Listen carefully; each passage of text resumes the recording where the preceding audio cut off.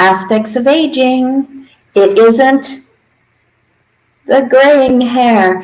It's how you are feeling about this era, these changes, the things that you expected or that you never expected. It's not about the diagnosis. It is about how you are reacting to multiple diagnoses that are coming at different times. It's almost as if it's not you getting the diagnosis, then it's one of your peers, or it may even be your adult kids. Aspects of aging are about your relationships and how it impacts your relationships differently than it ever did in all those generations preceding the one that you're in right now.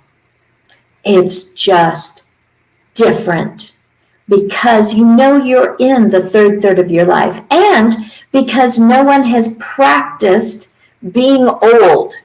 There's just not rehearsals for this. There aren't seminars on let's imagine being old. That there might be someday.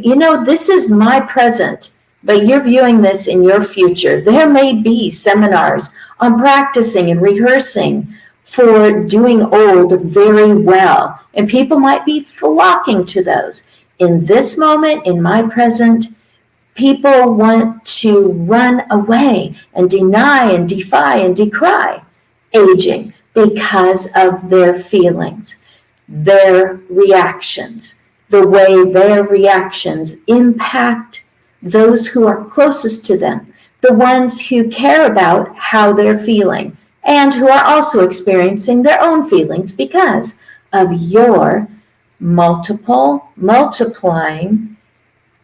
increasing aspects of aging as you age. This is the 18th episode, and I want to make sure that I answer the question from last time. So the question was, what can you do to avoid becoming a target, a victim of elder exploitation? Go to Aging Better Network, scroll down to the Declaration of Freedom. Personalize it. Read it through, print out your own version, pass it to people that you want to empower. Make sure that you have your signature on it, post it, probably on your refrigerator, along with, posts and DNRs and advanced directives and anything else that you have ready that you want other people to be able to find readily. Pass it out to as many people as you wish to empower.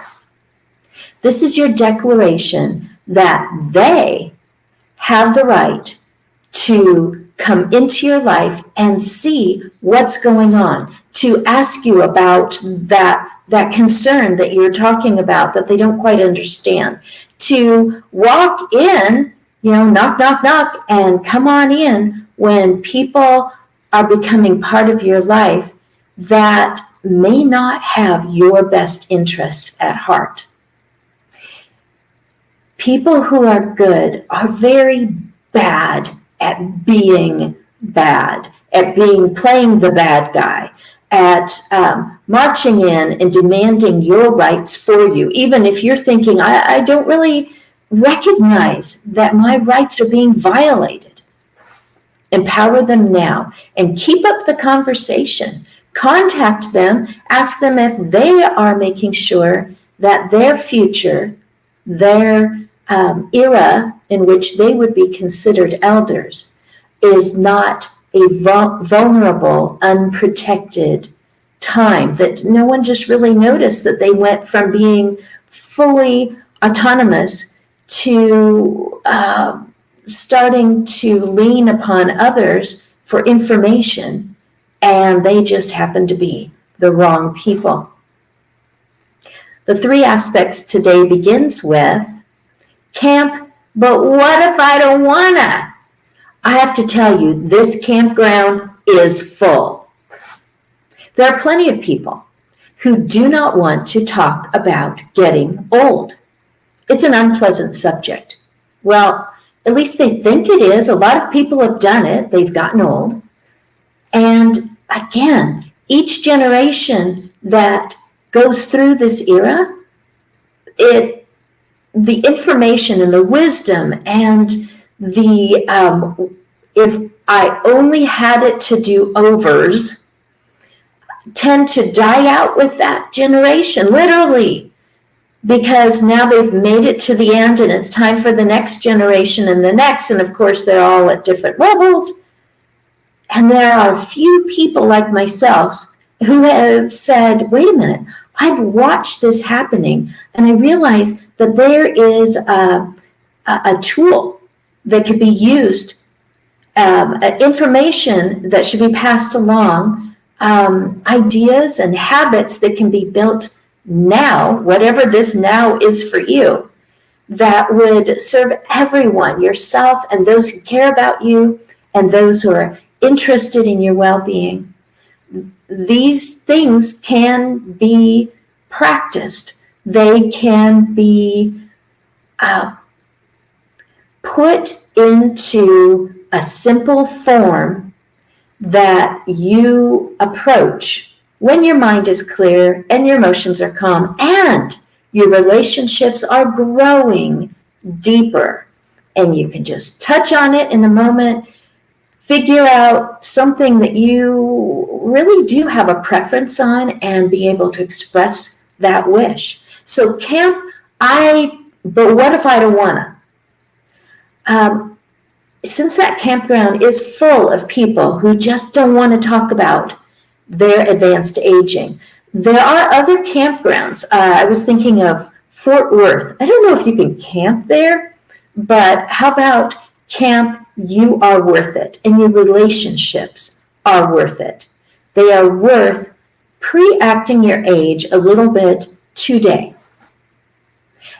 And that includes communicating, documenting or recording in some way, and making sure that you do something now that starts that habit for the future. Everyone knows it's a good idea to plant a shade tree in a spot where it will be needed. It's just that you needed to plant it how many years ago? So the next aspect of aging is calendar coordination. Oh my goodness. You've always taken care of all of them. Well, the people that are caring about you, they're also doing that. They're taking care of their lives all on their own. When you are forced to coordinate your calendars, it's amazing how busy they are and how many things you are starting to have needs for. Or it turns out better for you when there's a second pair of ears, a second pair of hands, and of course, a second pair of eyes to make whatever appointment it is turn out a little better informed or a little quicker so you can move on to the things you really want to do that day. But going to appointments aren't the only things. Sometimes it's getting your lawn mowed. Sometimes it's balancing your energy level with when you need to take your meds and when you shouldn't be eating and when you need to take a bio break, etc., etc. It's very complicated. So again, there is no perfect way that everyone should always do calendars, but there is a perfect way to approach calendar coordination, and that is taking into account, considering the feelings you will have, the reactions that you will express, and the way that those reactions will impact your relationships and the feelings that they will have about you, because now you have to invade their calendar too and find out what is it that takes up all your time? Oh boy. So the idea is to practice involving other people in your independent life and letting them know what you're doing and what you plan to do, and maybe even why you're doing that, generally what time, and then even bringing them along. Maybe you don't feel that you need to, but maybe bringing them along just so you can establish an emotional memory of what was pleasant about having someone go along with you and not always doing it all alone, on your own, and having to fully rely and put everything on your own shoulders all the time. The third one is socially mediated exit strategy. Well, what could that mean? Okay, social media. So exit, oh, I get it. This is at end of life when someone needs to shut down. No, this isn't about end of life. This is about continued living. And again, you have been keeping all of this very private. Your, obviously your codes, your passwords, etc. But also which ones you're most involved in and why and what you do there. There will be aspects of aging that will affect your emotions to the point that you will be unable, unavailable, or simply unwilling to problem solve, to make a decision in the timing that it needs to be made. Again, involving those people who care about you. You've already involved them in your calendar. You are involving them by passing to them your Declaration of Freedom. While you're at it, may as well get everything taken care of and involve them in your social media, but not just that, your personal communications, your ways of dealing with those things, those three things, the medical, the legal, and the financial, that you should always defer to a professional. You shouldn't watch a show and then decide, well, that's what I'm going to do medically, financially, legally. You should always go to a professional. So letting someone know which professionals you're going to, or why you haven't yet, or why you won't. Just letting them in, involving them in the way that you communicate, in the way that you respond to other people who aren't that close to you, but you're with them on a regular basis. Just letting other people be part of your life so that as you're experiencing an aspect of aging, it could be that you became mismedicated. They would be able to inform the right people. It might be your philanthropic involvements, your volunteer club that you're part of, and just being able to let them know that at least for the time being, you won't be as available or be able to respond like you have been.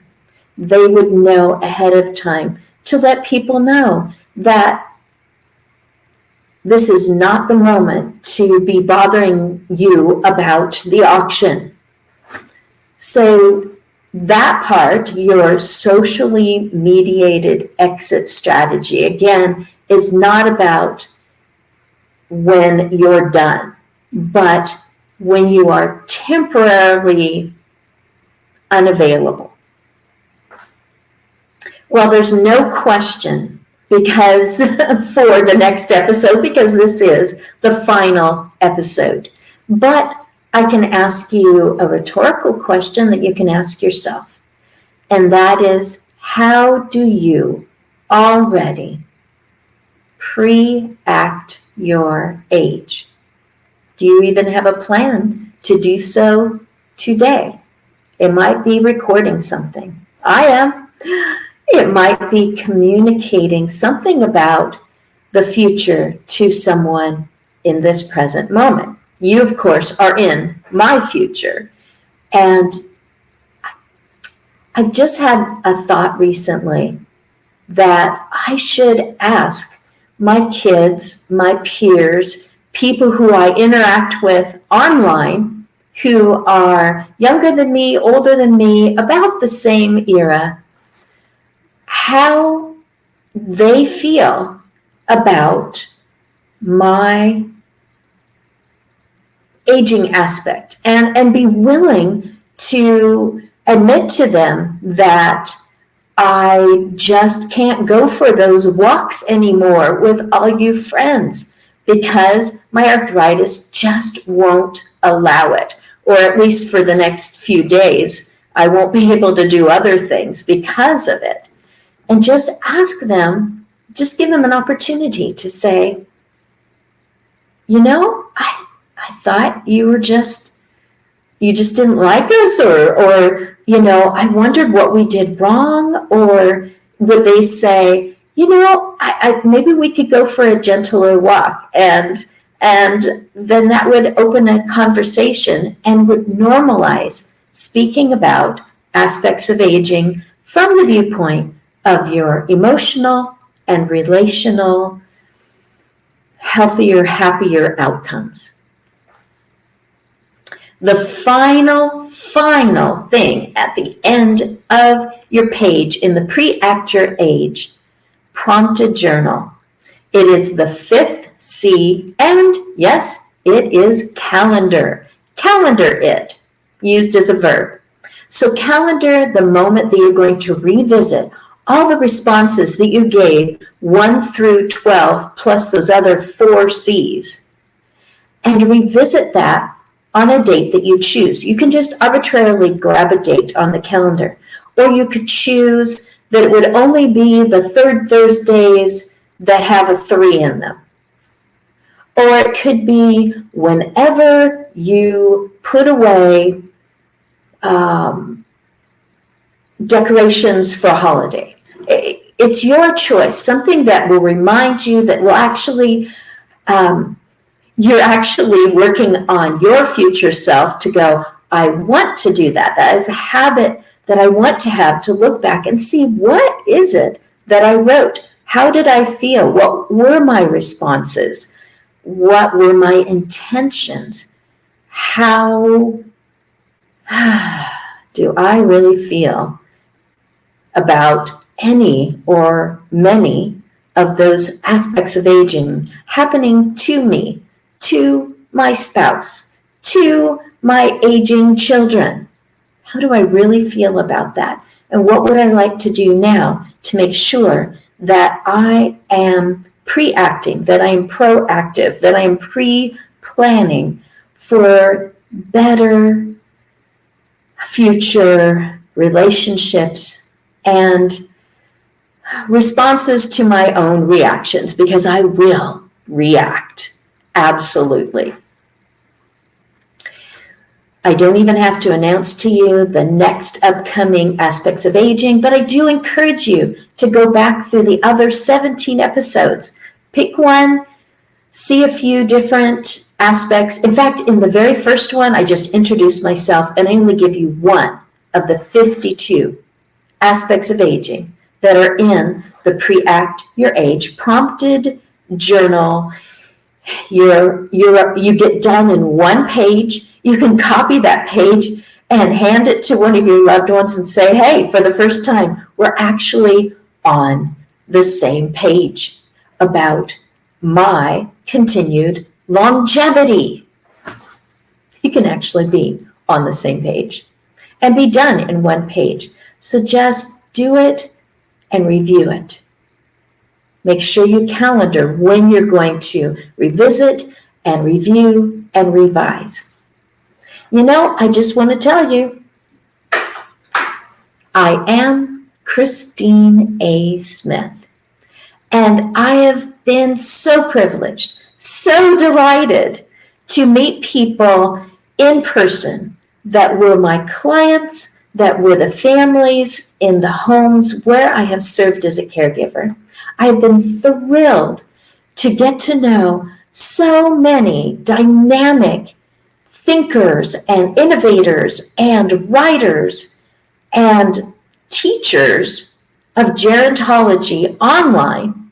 And recently, at a gerontology conference where I was privileged, I was so excited to meet people who are doing similar things to what I'm doing and not wanting, being very proactive to make sure that the wisdom of this generation and the generations that are aging in front of us are passed along to the generations that are following us. I'm just really excited about aging. I guess that's why I keep calling myself the aging enthusiast.